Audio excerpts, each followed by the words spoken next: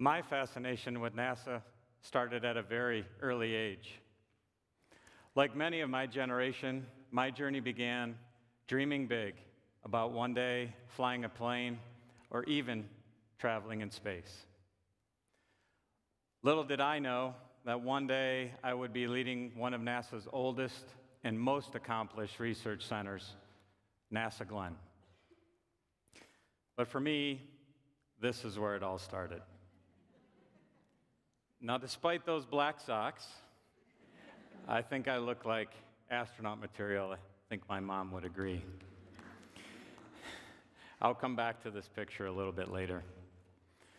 As a child, we would go to Cleveland Hopkins Airport and watch the planes land and take off.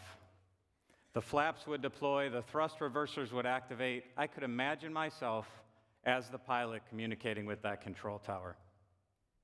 I was in awe of the way the pilots could maneuver these massive pieces of metal around in the sky. When I would leave with this incredible sense of wonder. Later, when I went to college, I began as a business major. It was not for me. It was quite boring. So I looked for that major that lit that fire inside me, and I found it in the form of aeronautics. I was quickly faced with my first challenge, which was a D in physics. Not a great start for an aeronautics major. And I had a choice to make. I could continue on, or I could quit and go live in my mom's basement. I decided to continue on. And the rest, as they say, is history. You see, for me, that wonder of the mind and that fire in the heart, when you combine that together, that's when you dream big. So what I'd ask all of you here today for the next few minutes is to dream big with me. Let me start with a few questions. That's where it gets interactive. How many of you looked at the weather today on your phone, on the computer, or on a local TV station? Raise your hands. Keep them up, please. How many of you have flown on a commercial aircraft in the past couple years? Raise your hands and keep them up. Look around. You all have been touched by NASA.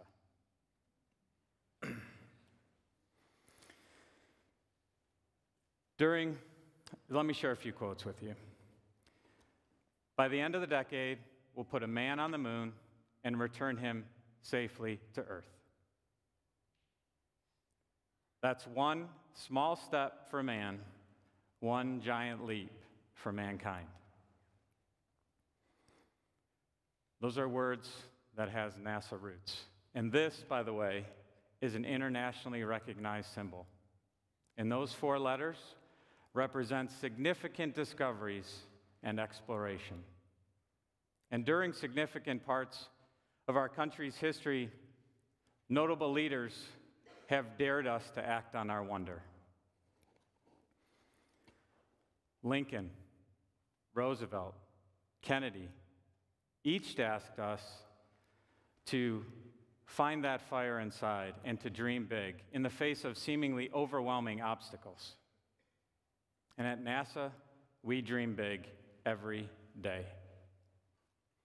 I asked you a few questions a moment ago. Let me explain why.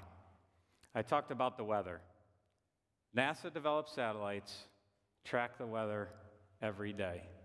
We track where hurricanes will make landfall, their intensity, saving many lives. I also asked about flying on a commercial aircraft. Well, that first A in NASA, that stands for aeronautics. How many of you have experienced the Cleveland winter? Probably coming a little sooner than we want. During the winter, we often board an aircraft worried more about whether our luggage will make it there safely than our own personal safety. And you have NASA to thank for that peace of mind when you get on that plane. You see, we're relatively comfortable flying in nasty conditions. Since World War II, NASA Glenn has been working on technologies to keep us safe from that aircraft icing. Yet, despite these technological wonders that we work on every day, we still have that wonder of flight. And I was reminded of this recently by my youngest son, Nathan. We were on a family vacation, and right after takeoff, Nathan said, "Wow, Dad, I never realized there were clouds above clouds." Nathan's spontaneous moment of wonder really made me think, this is what I witness every day at NASA. Tremendous scientific discoveries and technological advances that take us far beyond anywhere we could ever imagine. So are you still dreaming big with me? Because when you dream big, anything is possible. For over a decade now, NASA's been rotating astronaut crews on the International Space Station, the largest object ever built in space, some 200 miles above us right now. And this picture that you see is a picture of Cleveland, right in the middle on the lower half of the screen. You can make out Lake Erie. And what you see on the left-hand side is a solar panel on that space station from the power system that was designed right here at NASA Glenn. 2 years ago, Curiosity landed on Mars. People gathered all over the world around television sets, in science centers, even in Times Square, waiting for those 7 minutes of terror to be done. And here, Curiosity has landed on Mars.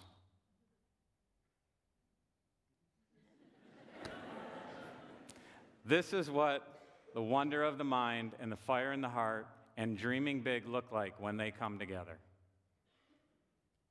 NASA is once again sending stuff to another planet.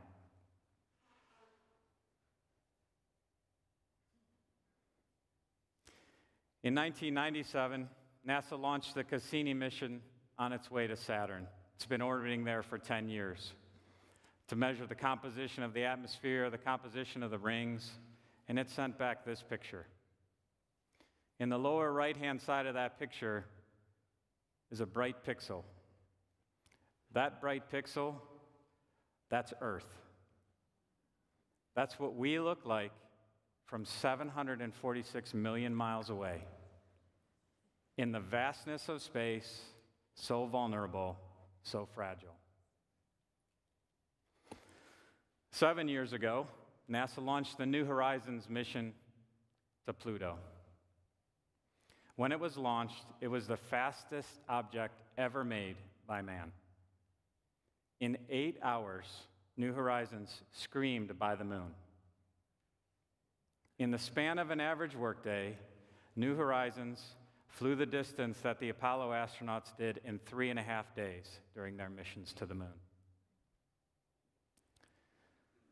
When New Horizons reaches Pluto, the United States will stand alone as the only country to send a probe to every planet in our solar system.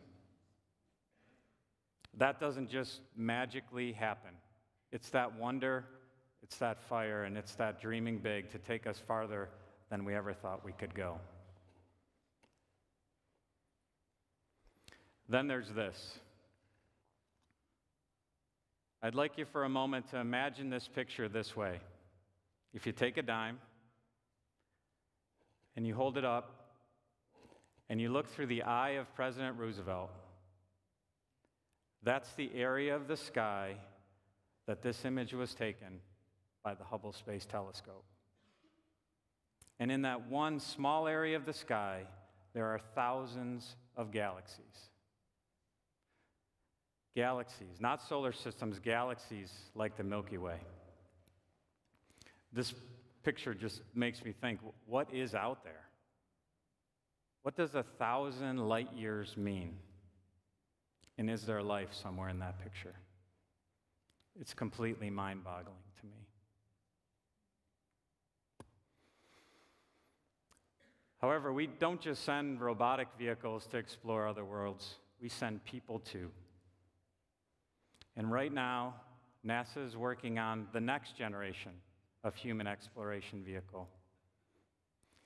This vehicle will take us farther, faster than we went in over 40 years. And it's that wonder of the mind, fire in the heart that's alive and well and driving NASA's penchant for dreaming big. So there's two pieces of information that I didn't share with you when I showed you this picture before. The first is the month and year that this picture was taken. July 1969. The same month and the same year that the Eagle landed on the moon and Neil Armstrong took those first steps. Now, the other piece of information is the bib I'm wearing in this picture. And my mom's great. She saved everything from when I was a kid.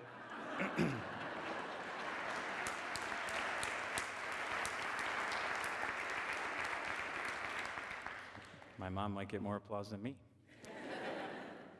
And that bib is this one. And it says astronaut. So for me, that's where the seed was planted a long time ago. I certainly didn't realize it then, but that's where it started. I believe in my lifetime we will see humans land on Mars. Colonize it, I don't think so. But our children and our grandchildren will, and they may even be a part of it. But for them to be a part of it, we have to keep them with that wonder of the mind and fire of the heart and dreaming big when we're no longer here. And if we can do that, those scientific discoveries and that exploration will never stop. Thank you.